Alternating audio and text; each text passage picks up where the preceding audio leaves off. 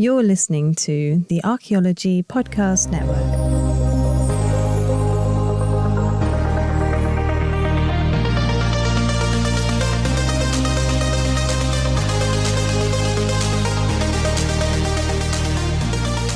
Hello and welcome to ADHD BCE, the podcast foraging through space and time to uncover the many positive ways neurodiversity has impacted the human story. From our earliest ancestors, neurodiversity has helped shape the world we live in, and on this show, we're going to be diving into some of the most enigmatic and significant events, places, and people that have driven humanity from simple tree dwellers to space-travelling entrepreneurs. I'm your late diagnosed neurodivergent host, George Lomas, and I'll be interviewing archaeologists, academics, and neurodiversity specialists in this quest to prove that being on the spectrum is something we can be very proud of. So let's make like ADHD and jump right in.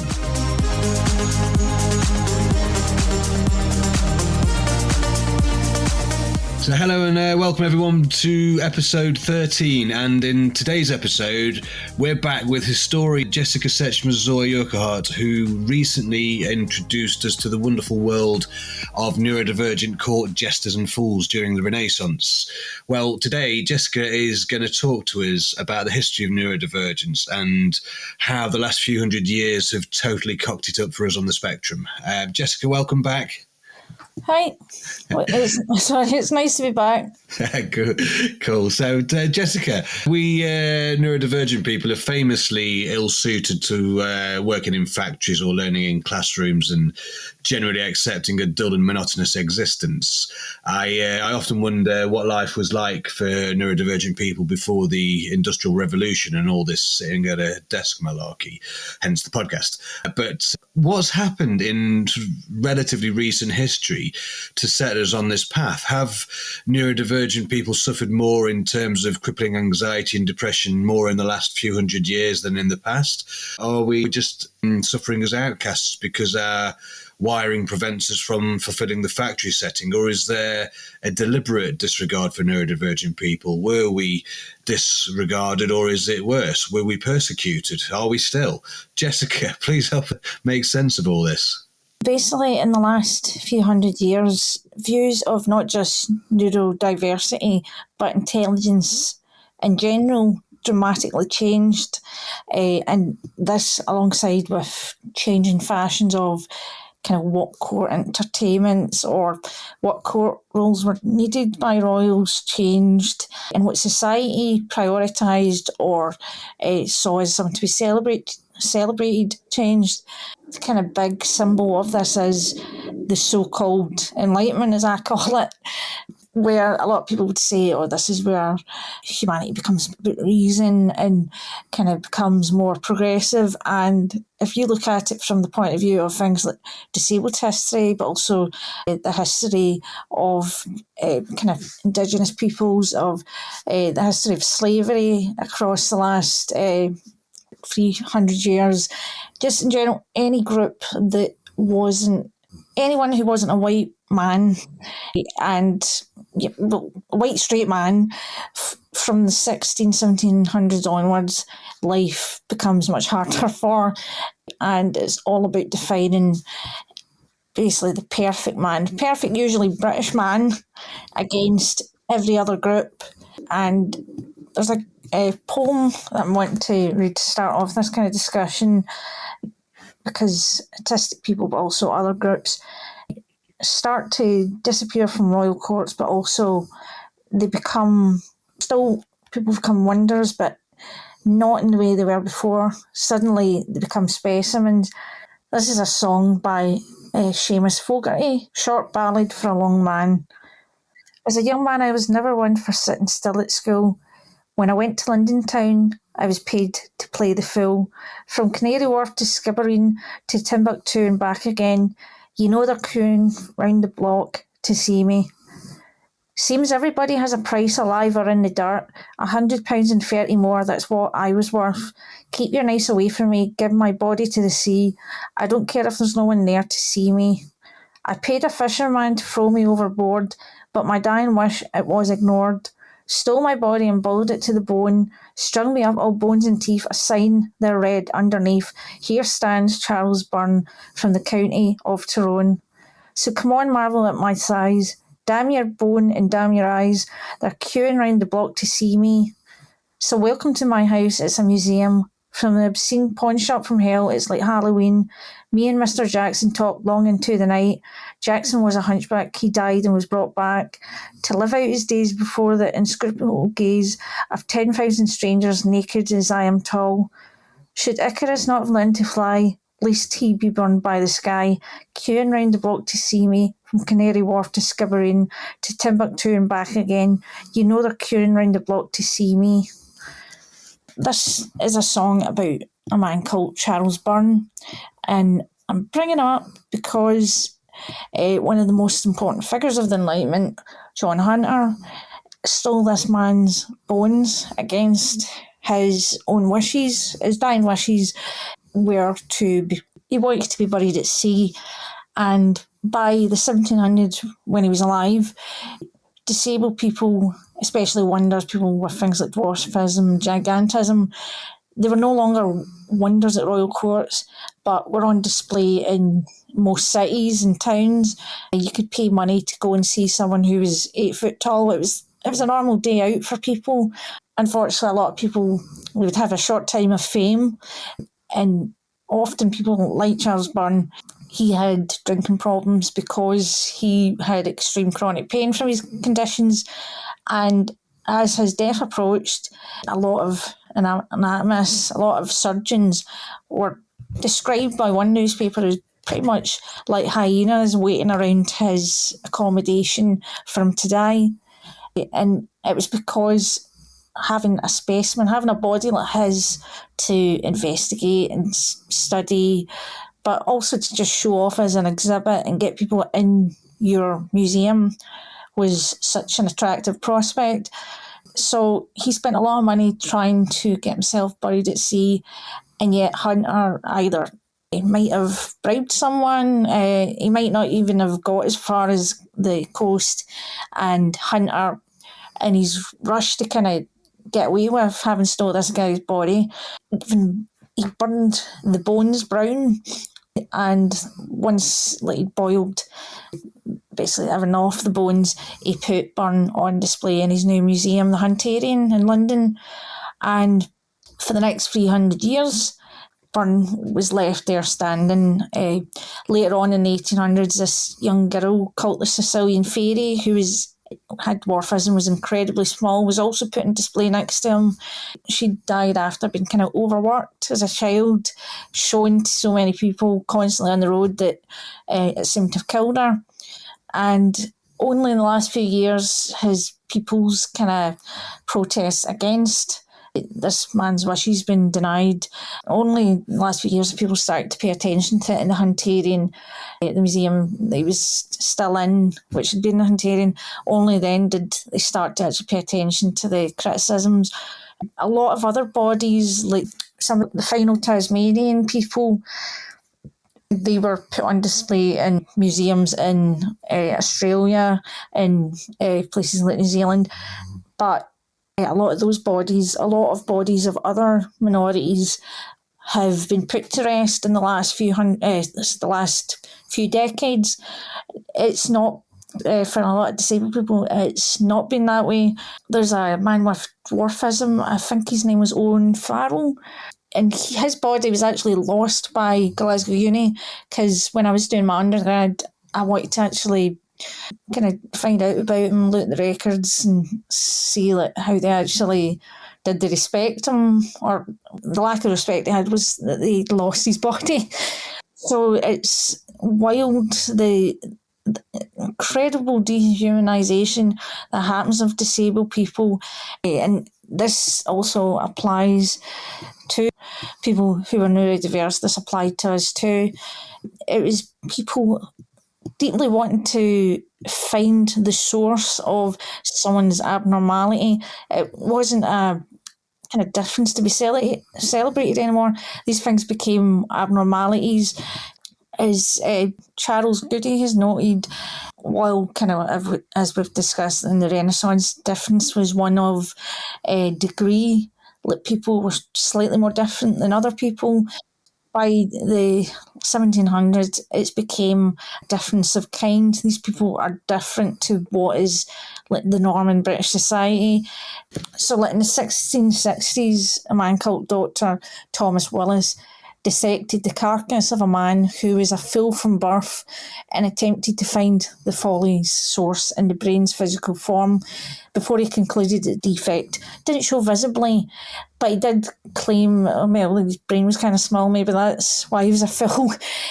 Essentially later, stuff like with John Hunter happens, and it's this kind of wonder becomes this kind of horrific thing in the new science during the Enlightenment. These men are wondering at these bodies, but they need to take these people apart, disabled people apart, to understand and fix them and understand why they're wrong and why they're abnormal. And it's quite a horrific kind of change, I'd say. So, but this is all sort of pre-Darwin, isn't it? So I wonder what the inspiration for this was. Was it the seeing people as weak or different or whatever? There's a lot of philosophers also are contributing to this idea. For instance, like John Locke. He's one of the first people to claim that neurodiversity was actually, people were changelings, he called this group. He kind of claimed it was a permanent disability of an intellectual kind. So you've kind of got people, like philosophers like him, that start this off, and as kind of physical sciences, like as dissections and that become more common, there is this kind of attempt to search for and explain these conditions. This is also where you start to see the kind of notion that the size of people's heads, the kind of physiognomic differences of bodies is a sign of things like idiocy, which talking about Darwin is going to become even more important down the line. Yeah, absolutely. It's super interesting to think that you've got people with differences who are pre-Darwin, pre-industrial revolution, pre-all this. It's setting the scene, though, because by the time we get to, I mean, the great incarceration and eugenics and these things, they haven't started yet, have they? This is further down the line. Is that right? Yes, that mainly starts with Francis Galton, the cousin of Charles Darwin. And so it's another British invention that we unfortunately can take the credit for the bad. Yeah, we have to. I personally don't feel like, well, if you weren't involved, you shouldn't feel responsibility for it, but you should definitely be aware of it and understand it for sure, just to avoid it coming back again. We're almost halfway through the year, and a lot of people are running on empty without fully realizing it. Grow Therapy helps you find care that's covered by insurance before burnout becomes the baseline. Whether it's your first time in therapy or your 50th, Grow makes it easier to find a therapist who fits you, not the other way around. They connect you with thousands of independent licensed therapists across the U.S., offering both virtual and in-person sessions, nights and weekends. You can search by what matters, like insurance, specialty, identity, or availability, and get started in as little as 2 days. And if something comes up, you can cancel up to 24 hours in advance at no cost. There are no subscriptions, no long-term commitments. You just pay per session. Grow helps you find therapy on your time. Whatever challenges you're facing, Grow Therapy is here to help. Grow accepts over 100 insurance plans, including Medicaid in some states. Sessions average about $21 with insurance, and some pay as little as $0 depending on their plan. Visit growtherapy.com/booknow to get started. That's growtherapy.com/booknow. growtherapy.com/booknow. Availability and coverage vary by state and insurance plan. What else is going on sort of in the 16th, 17th century that's sort of contributing to highlighting differences between people, or whether you're being sort of categorized or placed in certain pigeonholes? A bit earlier than this, there's also great changes that start to happen, which lead to this kind of lack of kind of desirable differentness, which is what we discussed in the Renaissance that disabled groups like fools were believed to have, kind of becoming more typical of Irving Goffman. By the 1700s, people who are disabled in the ways we've discussed are starting to become undesirably. Is that including neurodivergent people? Yes. They start to lose they start to be replaced really for the qualities that they're meant to be helpful for at courts. And at the same time, with the rise of the Reformation, I think we discussed a bit last time about how suddenly things like literacy and the ability to deal with numbers and to be able to read the Bible, but also to be involved in church life becomes much more critical.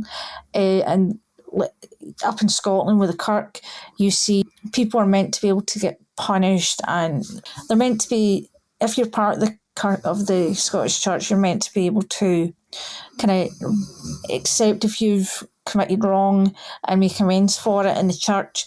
And if you're someone who's neurodiverse, someone who's got intellectual disabilities, maybe you do something a bit shocking in church, well, maybe you don't maybe you're struggling to kind of behave in church like that, these people end up having to get punished by their families, and it's really a debate whether they can even if they can properly be part of church life. Whereas under Catholicism a bit earlier, there was more of an agreement that yes, they could do things like their communion to an extent. It's a very different opinion that's rising with kind of the rise of, well, you could claim the rise of kind of the Protestant kind of capitalist system that's rising. It's a very different view of whether people can be involved in these things. And at the same time, in the 1600s, you've got the last kind of king that has true kind of full power over Parliament, over the UK, Charles I. He has different fools, although one of them, Armstrong, Archie Armstrong, he's an artificial fool, which sounds like a weird term, but it pretty much means he was a comedian. Until this point, as we discussed last time, being a comedian, being one of these artificial fools was very immoral. It was very frowned upon because you were pretty much stealing roles from disabled people. But with the rise of theatre, with Shakespeare, character archetypes like the clown, this is starting to change. John Southworth, who writes a lot about English fools, like their history, he claims it's the emancipation of the entertainer, of the comedian, and it kind of shows like a lot of these histories about fools are from English lit perspectives and not from disabled perspectives in any way, because he's saying this change is a good thing, when really it's these people losing the one big position they had in life.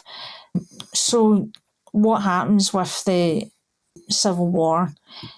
When the throne is returned to Charles II, it's obviously a lot of his power is curtailed, and you see as the 1600s go on as they end, that there's a play called Thomas Shadwell's The Woman Captain, where there's characters that are discussing how it is out of fashion for great men to have fools and jesters and wonders.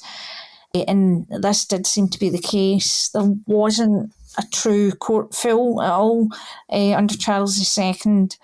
In my view, it's partly because the king had become a figure like a fool that had been taken completely down, destroyed.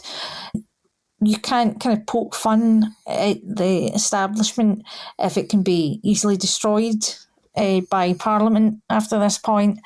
And now the truth tellers are, in my view, political figures in the Parliament who are allowed to now speak honestly to him and have control over the king, queen, as comes later. So there's no official fools. There's generic joke books, and there's a dramatist, Thomas Killigrew, who is joked to have been a jester, but he wasn't. He was just kind of honest with things like that. There's the scandalous kind of satirical works that are becoming more allowed by people like John Wilmot, the Duke of Rochester, and he says stuff that's really beyond what most films were allowed to even say. Oh, wow.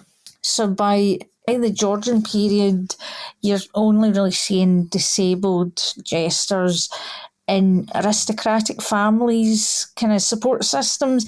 It's almost like someone who's either part of their family or works for them in their farms and their estates are kind of given these positions. There's a portrait of one of these people with a big, it's not an artichoke, it's like a giant piece of veg at the Portrait Museum in Edinburgh. So it's kind of going back to that kind of country role tied to clowns increasingly and stuff like that by this point. With Wonders, they kind of have a last little bit of popularity in the late 1600s and the very start of the 1700s. There is this man called Richard Gibson. He's a miniaturist portrait painter. He also happens to have dwarfism. So his role was not just being a figure of fun, a comedian, because he's dwarfism. Obviously, the type of art he painted, that was meant to be a bit of a pun, because he's in miniature. His wife was also a dwarf, a lady in waiting to one of the royal family. Most of their children weren't born with dwarfism, as it actually happens to happen a lot of the time. To the confusion of a lot of these royals over history, they always think they can breed people, believe it or not, but that's not how dwarfism usually works. So he manages to survive the Civil War by doing portraits for a lot of the kind of people around the new protectorate. He's able to kind of do portraits for people who are around Cromwell, and then he's able to quite easily get into the royal court system once Charles II comes back. He serves as painting master to Mary II and Anne I, who become queens of Britain later. And yeah, a lot of his kids went into painting afterwards. So he's both someone who's a court dwarf of a kind, but someone who's not like Geoffrey Hudson or earlier people. He's not just defined by that. He's one of the first, you could say he's truly famous for what he did as someone with dwarfism, instead of just being famous for that. He's quite an amazing guy, and a lot of he's got self-portraits and things as well that are really interesting. So it seems in my view that part of the change of wanting to understand disabled bodies, take apart people with things like dwarfism, gigantism, starts to impact the views of these people. And so by the late 1700s, early 1800s, you've got some wonders like Joseph Burlaski and P.T. Barnum's main kind of attraction wonder, Charles Stratton. I think he's known as something Button. He's very famous, and both these men with dwarfism are met by kings and queens, including like Queen Victoria, I think, in Charles Stratton's case. But they don't stay at court. Now they're kind of living outside, depending on kind of their fame. They don't have such dependable incomes as they did when they had these court positions.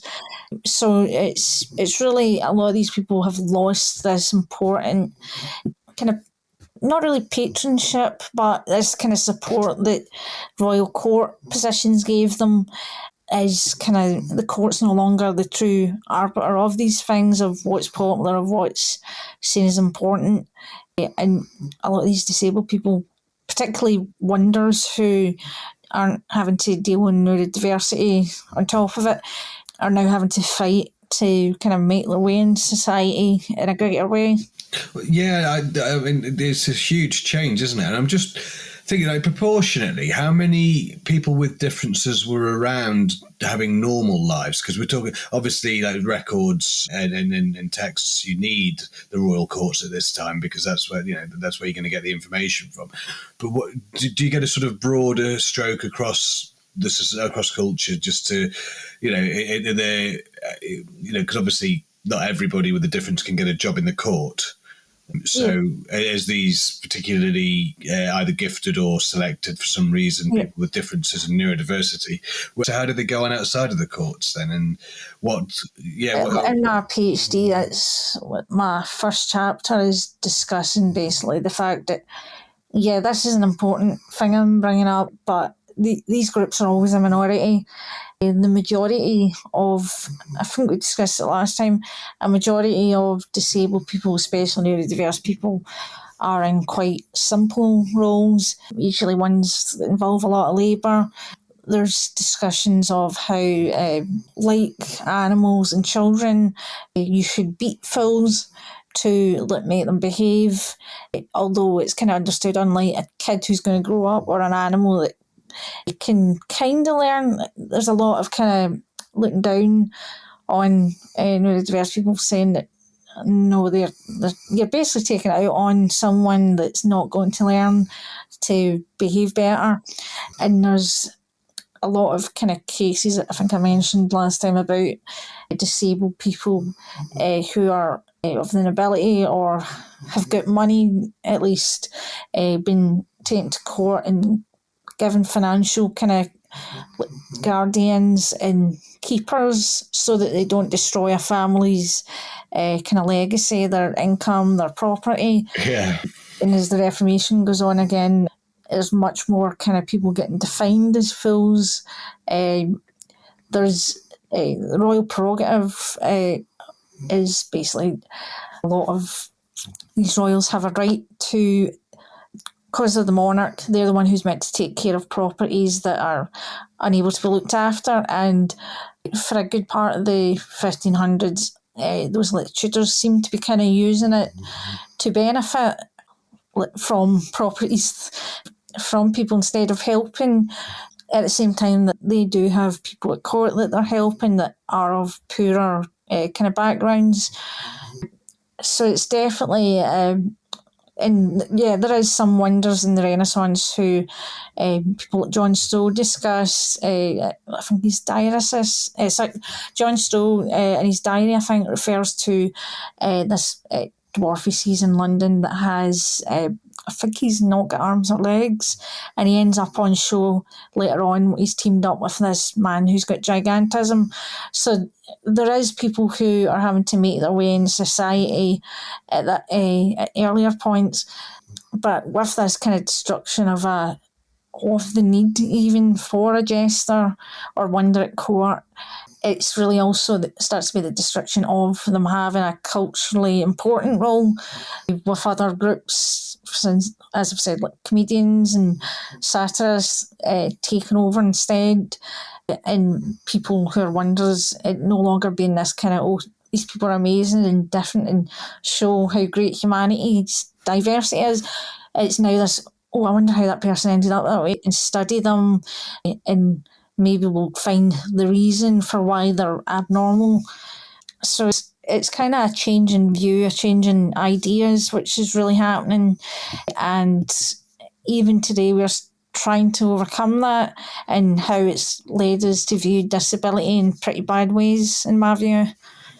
Yes, I spoke to Kyle Jordan a few episodes ago, and he talked about eugenics, and he talked about the Great Incarceration, and this is all much before this. So when I was listening to Kyle, I was thinking, crikey, this is the reason. But actually, we've gone even further back in time and seen even more direction. Yep. Yeah, crikey, it's with Scotland, it's quite interesting.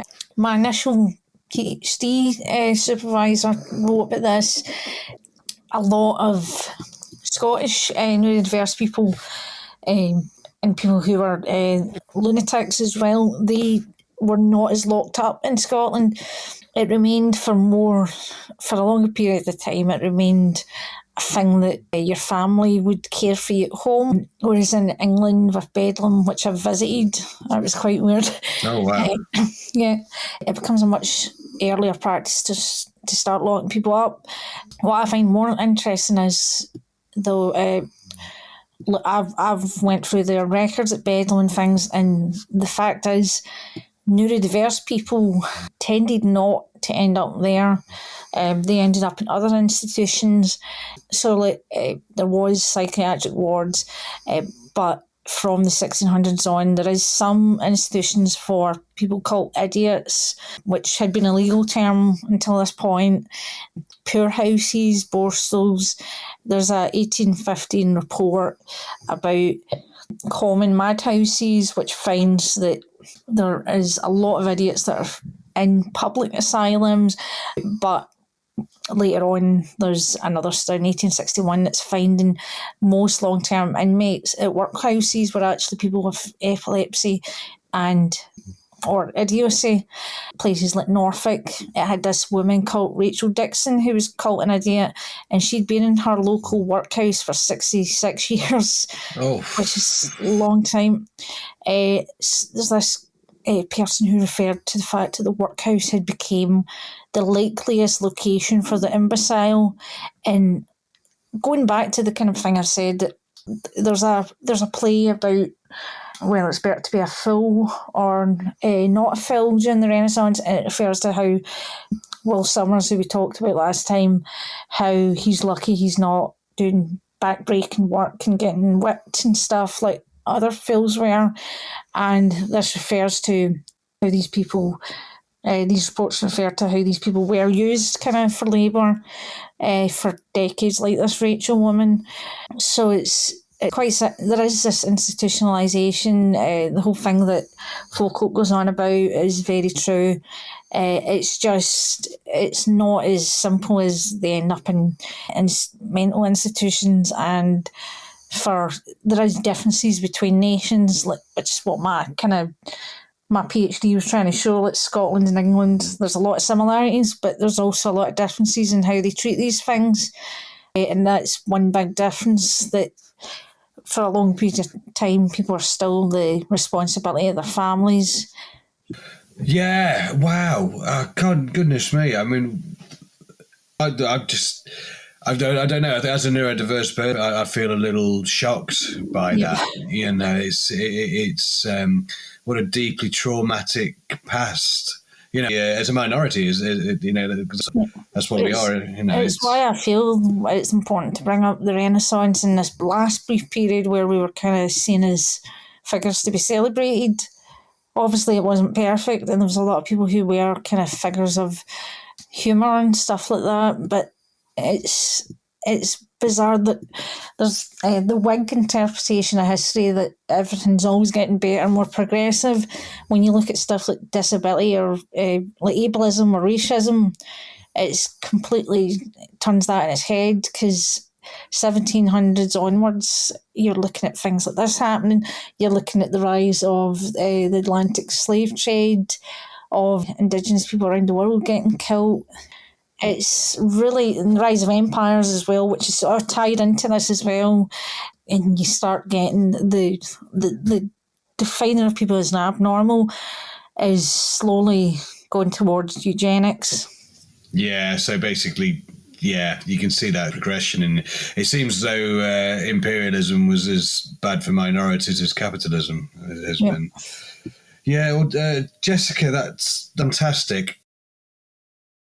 So this kind of bit we're ending on is very, most of this bit that's ending, and hopefully I can put something a bit less sad at the very end. We kind of need to talk about eugenics, because that's such an important part of recent disabled history, and it starts with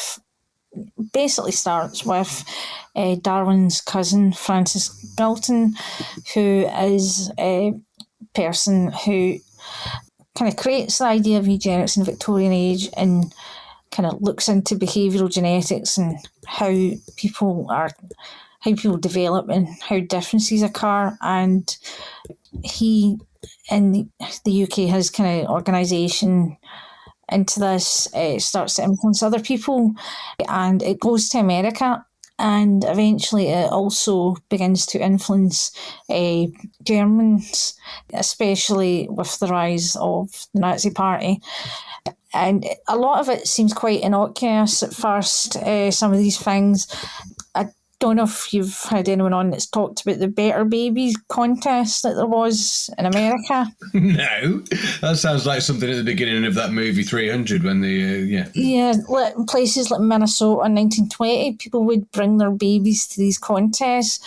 They would be taken to these rooms, these babies, to be scrutinised by experts and kind of judged for their head size and what it meant. Would they be healthy, strong?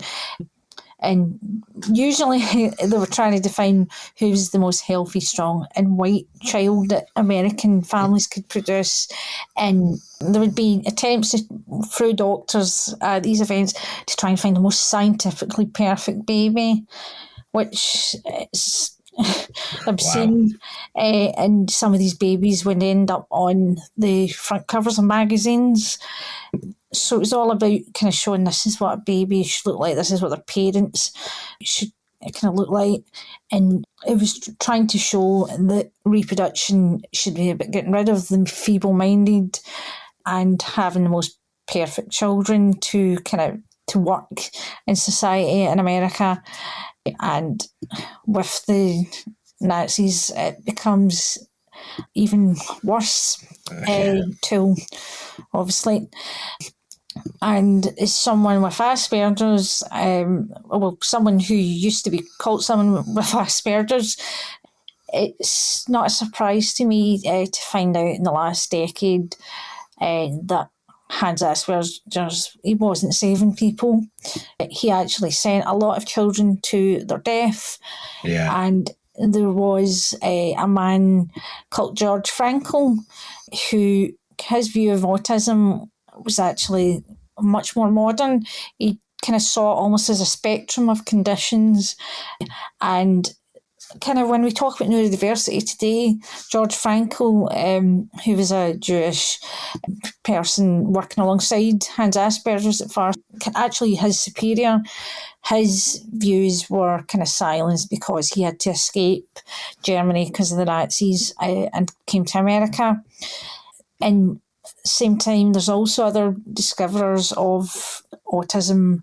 There is this, as well as him, there's this Soviet scientist, Grunya Sakreva, who is a woman, a Soviet child psychiatrist, who is one of the first to pathologise autism spectrum disorder, and is very clear that girls can get it.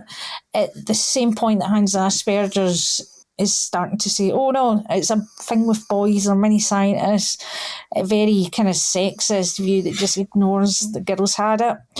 But yeah, people like Herwig Czech, and thanks to people like Herwig Czech and Edith Schieffer, we now know that Hans Asperger was a liar, and he was fully involved in multiple Nazi groups, which he benefited from people like Frankl disappearing off to other countries to escape persecution by the Nazis for being things like Jewish. So he was total. He's not someone we should want to call a condition after. I honestly think Frank disorder would have been more accurate about us. To be honest, that'd work as well, because we're frank about things. Yeah, exactly. I kind of wish we'd lived in that world, but unfortunately we didn't. And honestly, if you look into this, there's this haunting photograph of this little girl that's kind of nude from the stomach up, shaved head, crying into the camera, and looking into these accounts by these two historians. This girl was one of many that, unlike boys with Asperger's, that could be useful to the Nazis, whose difference could be put to good use. This girl had, I think it was an intellectual disability, kind of something about liquid on the brain, or it was some sort of brain damage, and her mother was struggling to look after her. So he sent her to one of the institutions the Nazis had where they would kill children, usually through giving them things like pneumonia, like forcibly killing them. In Vienna, there was the Spiegelgrund euthanasia institution, and something most people won't know about is the Acton T4 kind of crimes of the Nazis, where they killed off a lot of disabled people, some of their first victims, and they actually tested the use of gas to kill people en masse in vans outside institutions. So disabled people were used like so many disabled people through the history we've talked about today, were used as kind of specimens to test something horrific. And obviously this was then applied to people at the camps. So I think it's incredibly important we remember and discuss these disabled early victims. There's also surprisingly people who some people who didn't survive in the camps because people like, so I'm thinking of the Nazi doctor who experimented on people. Oh, yeah. There's people who at the camps were testing on disabled people as well, like Joseph Mengele. And surprisingly, there's an entire family though with dwarfism, and they're one of the only Jewish families that survived completely. And it was just because he kept them as kind of specimens but didn't kill them like he did kill some other disabled people with his experiments. And so by the end of the war, it's kind of, thankfully, the idea of eugenics after this point, it's been taken as far as... Yeah, that's enough for eugenics. Thank you. People have been sterilised, however, in decades since then. But I think it's kind of proven how these ideas are not based in any form of science, just bigotry and hate. And that's it. And we're still suffering, or we have been suffering with that today. All these any kind of differences, if you think about racism and homophobia, and then also what was on the spectrum and the disabled people that anybody with differences had to deal with. It's all based on absolute nonsense, isn't it? Yep. Well, this is why we need historians. This is why we need archaeology. Yep. Okay, just to keep proving proving them wrong at least, And it's so sad. I think it can't all be bad, can it, Jessica? There must be some good things that have happened over the last few hundred years. I think increasingly, disabled people were getting known for our actual talents instead of just being different. I feel it's a good thing that the notions of kind of diversity, of neurodiversity and differences being positive has slowly the last couple of decades began to come to the surface again. And I think that's partly thanks to people like the UPS kind of disabled rights group in the 1970s who published on kind of the rights of impaired people, and people like that helped lead to the kind of notion of a social model of disability, that disabilities aren't caused by some abnormality, some negative kind of natural thing about someone, a medical thing. You're disabled by society, by the culture around you, and I think to an extent what we've discussed about over the centuries, these conditions can be more disabling or more marginalising depending on what point in time and where you're looking. I think we're fighting against a lot of horrible stuff just now. In America, we're fighting against DCE. They're against DCI, which is part of it supporting disabled people in work. Over here, we're fighting disabled cuts and the idea that it's better for people to choose to euthanize themselves if they're very ill. So there's a lot of negative things we're still fighting against, but we kind of have a way to answer that kind of bigotry and marginalisation now. I think with the rise of disabled rights and disabled kind of studies, and so I think there is positives. It just means highlighting the kind of bad that's happened, so it can't happen again. Yeah, we need to understand it. We absolutely need to understand the past, because from a neurodivergent perspective, if you over the last, well, in my experience, over the last 40 years or so, I was struggling very badly with who I was and where I fitted into society, and being able to understand why I felt that way, that it is a huge part of understanding the bigger picture, which is that we are all part of this huge evolutionary experiment, and we are, chaos rules. The universe wants difference, nature wants difference. It pushes it. So being different is a good thing. It's not a problem. And if we take together take the understanding of the reasons why we suffer, and then we can look at why we exist to counteract that, and then we can look at the differences that we do have and how they can benefit humanity, then we can develop pride in who we are, can't we? Yep. Exactly. Well, Jessica, that's been absolutely fantastic. Thank you so much for coming back on the show. And keep up the good work. You're fishing out some nuggets from the history, and I believe you're going to make a big difference. Hopefully, we can help neurodivergent people start to understand why they have suffered, and crucially, how to feel pride and joy in our differences. Yeah, so if you're enjoying the podcast, we've got lots to look forward to in the next few episodes alone. We're going to be looking at some rather famous ancient characters, including Herodotus, the father of history, Craticus, the British warlord who gave Rome a good battering, also Socrates and Cleopatra. Could any of these figures have been neurodivergent? Well, we love to ask that question on this podcast.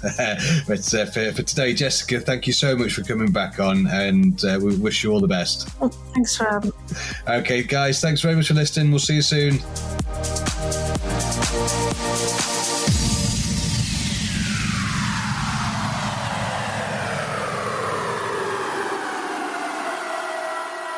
The Archaeology Podcast Network is 10 years old this year.